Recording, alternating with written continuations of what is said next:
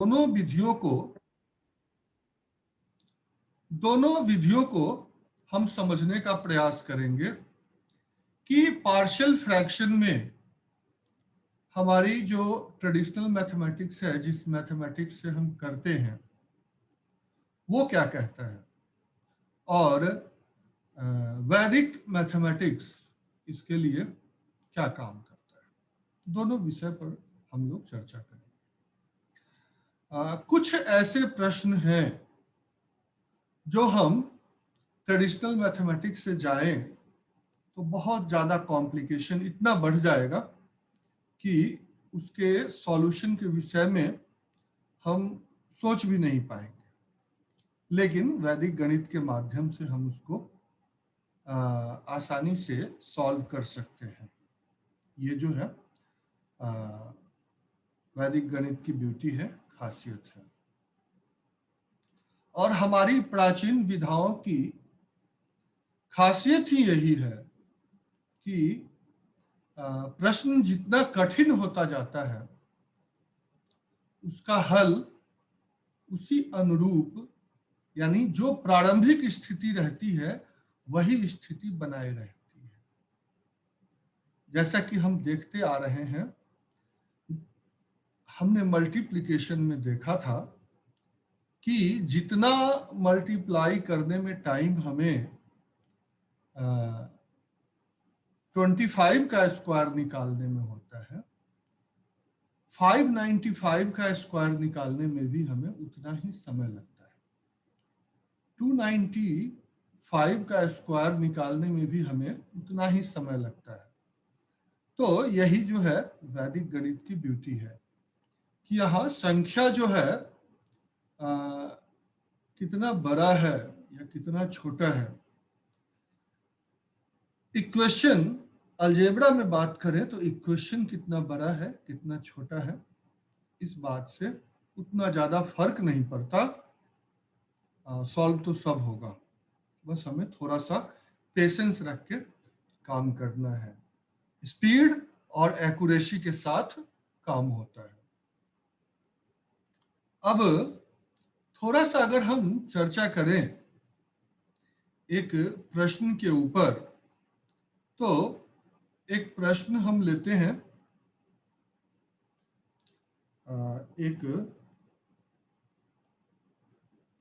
इस पर हम सारी बातें करते चलेंगे और चर्चा भी करेंगे कि कैसे जो है हम चीजों को मैनेज करते हैं।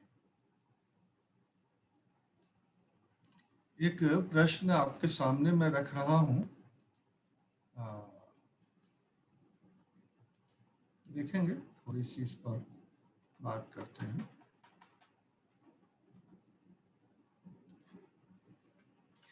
आंशिक, ये जो प्रश्न आपके सामने दिया गया है इसको आंशिक रूप में बदलना है, सॉल्व करना है। कैसे सॉल्व करना है इस चीज को, क्या इसके लिए कोई प्रॉपर मेथड है और आपके पास इसके लिए क्या फॉर्मेशन बनता है। तो इस बात को अगर हम समझें तो ये पहला टाइप है। जो बच्चे 12th में मैथमेटिक्स पढ़े होंगे, क्योंकि 11th तक ये पार्शियल फ्रैक्शन नहीं है, जो प्रेजेंट सिलेबस है उसमें 11th तक ये पार्शियल फ्रैक्शन नहीं है। अभी जो मैं प्रश्न लिखा हूं सबसे simple type of partial fraction की बात कर रहे हैं हम, और ये पहला टाइप जो है वो कुछ इस तरह का है और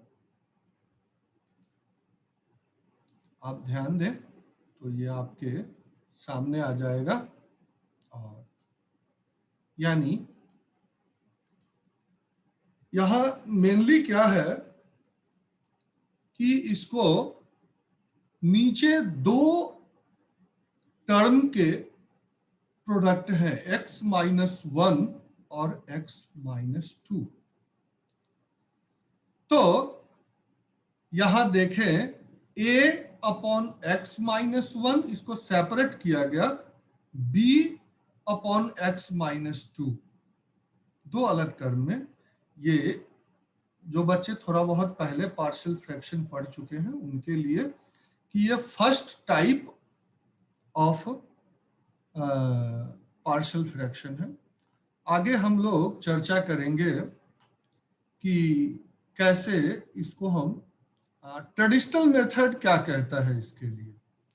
तो आप सब लोग इसको ट्रेडिशनल मेथड से कर सकते हैं।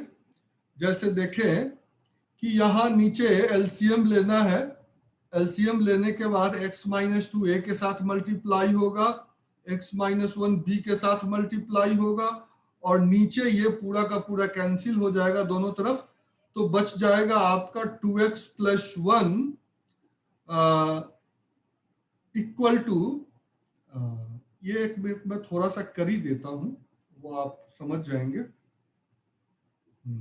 एक मिनट, इसको अगर हम फिर दोबारा वापस लिखें तो ये आपके सामने आ जाएगा कुछ इस फॉर्म में। और यहां से अगर हम ये हटाते हैं तो आप देखें क्या होता है। ये आ जाएगा और यहां पर आपका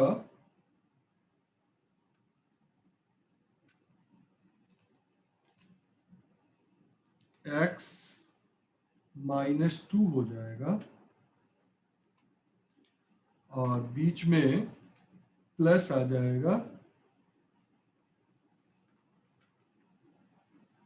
वो थोड़ा दो को मिलाया हूं इसलिए ऐसी समस्या आ रही है, इसमें चिंता करने की जरूरत नहीं है। x माइनस 1 हो जाएगा।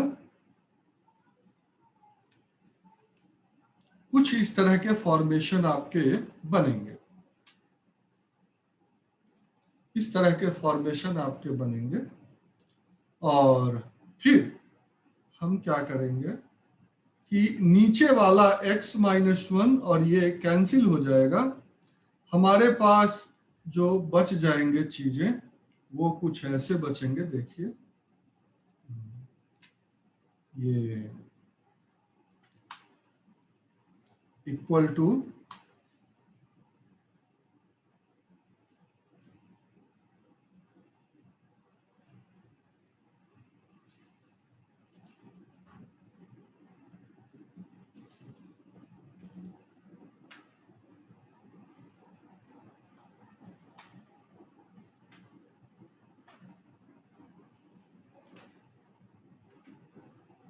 x minus 2 a plus x minus 1 b,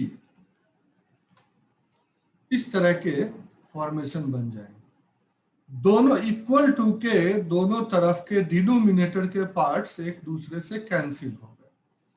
अब इसको सॉल्व करना है आपको। सॉल्व करिए तो आपके पास आ जाएगा क्या,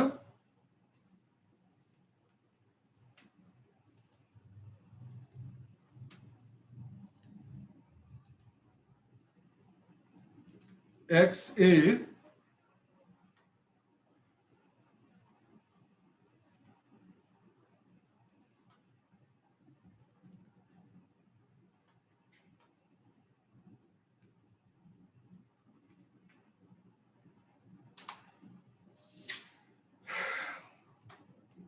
टू ए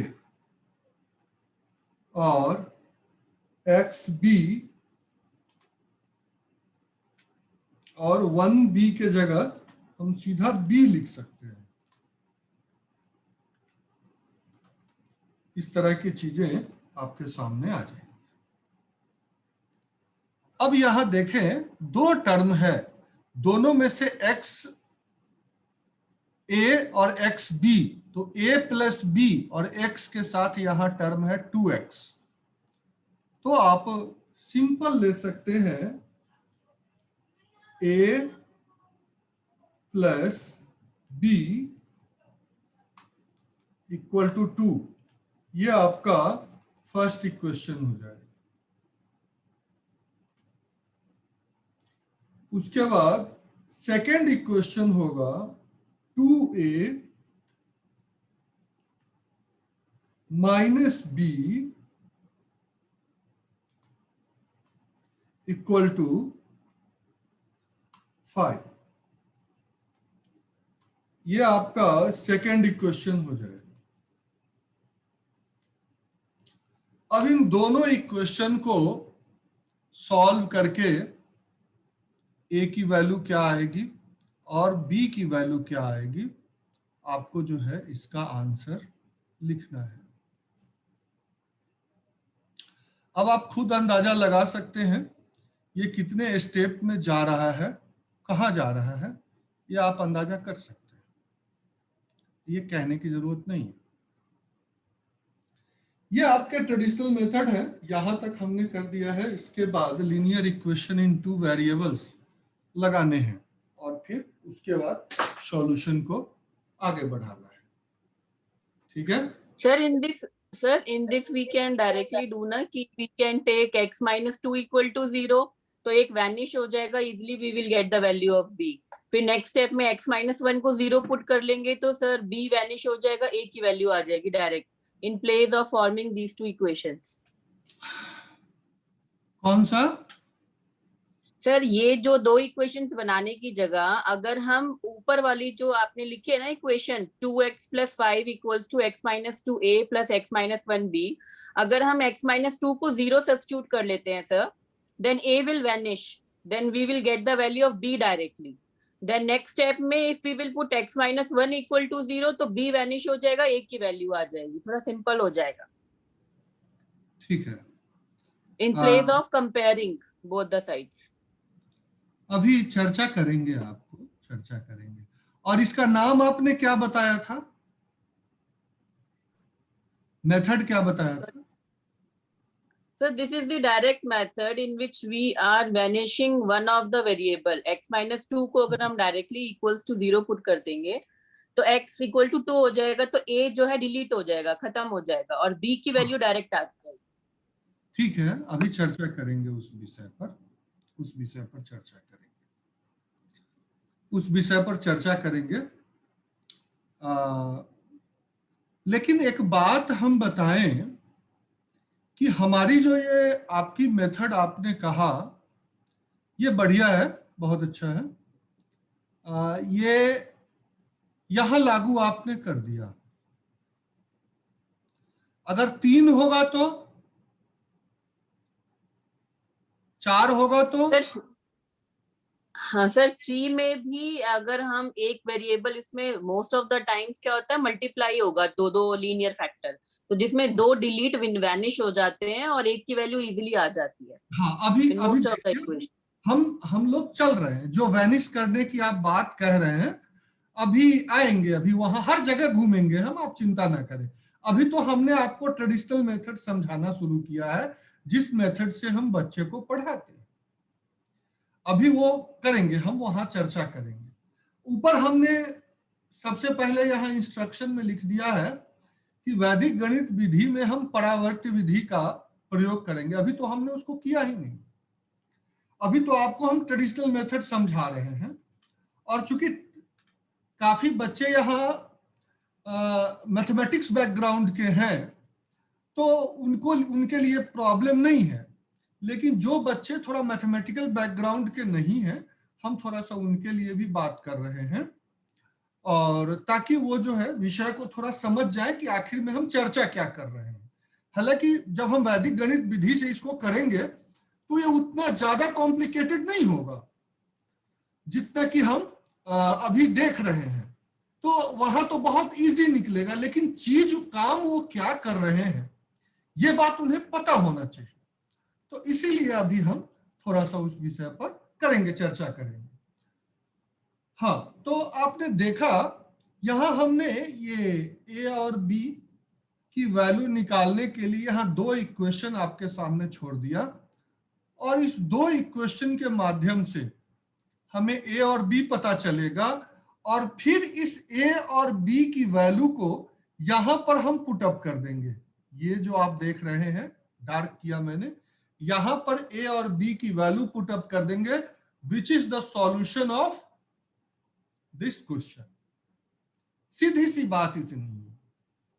अब इस बात को करने के लिए हम अब थोड़ा सा वैदिक गणित की तरफ बढ़ते हैं, वैदिक गणित की तरफ बढ़ते हैं और देखते हैं कि क्या हम करेंगे। अब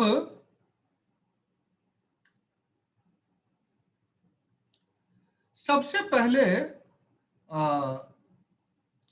परावर्त्य सूत्र से जो चर्चा हमने आपसे की है, वो हम परावर्त योजित वैदिक गणित का एक सूत्र है, उससे हम चर्चा करेंगे और उसी पर बात करेंगे थोड़ा सा कि क्या करना है।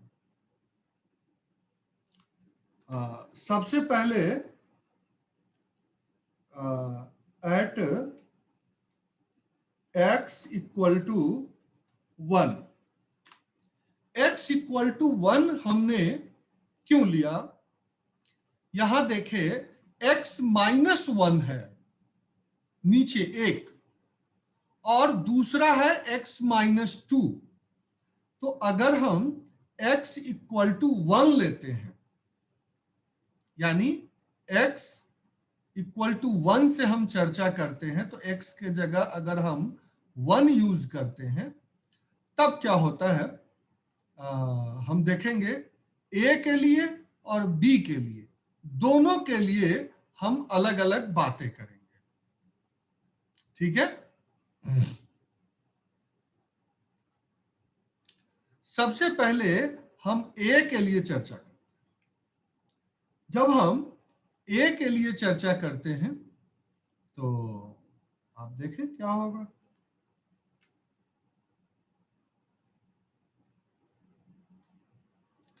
x की वैल्यू को, तो हमने जो टर्म यहां पर लिए हैं x इक्वल टू 1, तो x माइनस 1, x माइनस 1 को वहां से हटाया था, जिसको आप वैनिश करना कहते हैं। तो यानी उसका परावर्त्य x माइनस 1 है, तो 1 का परावर्त्य माइनस 1 का परावर्त्य हो जाएगा प्लस 1। तो x इक्वल टू प्लस 1 अगर डाल दिया जाए तो आप खुद समझ सकते हैं कि हम अभी क्या बात कर रहे हैं। तो ये आपके सामने है, x की वैल्यू 1 डालिए और आपके सामने ये आ जाएगा 2 इंटू 1 प्लस 5 अपॉन 1 माइनस 2, यानी आ जाएगा 7 अपॉन माइनस 1, तो ये हो जाएगा -7। ये सीधा सीधा आपका ये आ गया। अब हम फिर दोबारा चर्चा करते हैं x इक्वल टू 2 के लिए। तो जब हम x इक्वल टू 2 की बात करते हैं तो आप देखें क्या आएगा सामने, एट x इक्वल टू 2। अब x माइनस 2 वाले सिचुएशन को हमें हटाना है, तो आपके सामने फिर ये कंप्लीट होके आ जाएगा। आप देखें ये हो गया x इक्वल टू 2। अब 2x plus 5 upon x minus 2 हट गया, तो 2 का x माइनस 2 है, तो इसका परावर्त ले लिया, तो ये प्लस 2 हो गया। अब आप देखें क्या सॉल्यूशन होना चाहिए, ये तो आपके सामने है। 2 टू द 4,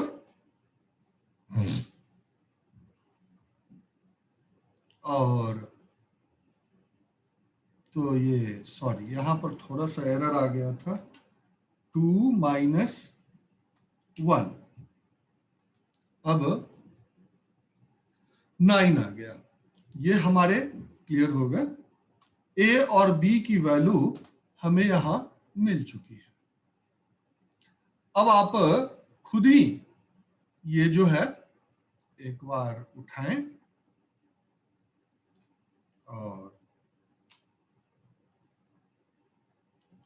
वापिस यहां लिख दें। तो ए की वैल्यू आप क्या लिखेंगे आप खुद समझ लें, -7, और बी की वैल्यू क्या लिखनी है, 9। ये आपके सामने एक प्रश्न है और इस प्रश्न का आंसर आपके सामने ये रखा हुआ है।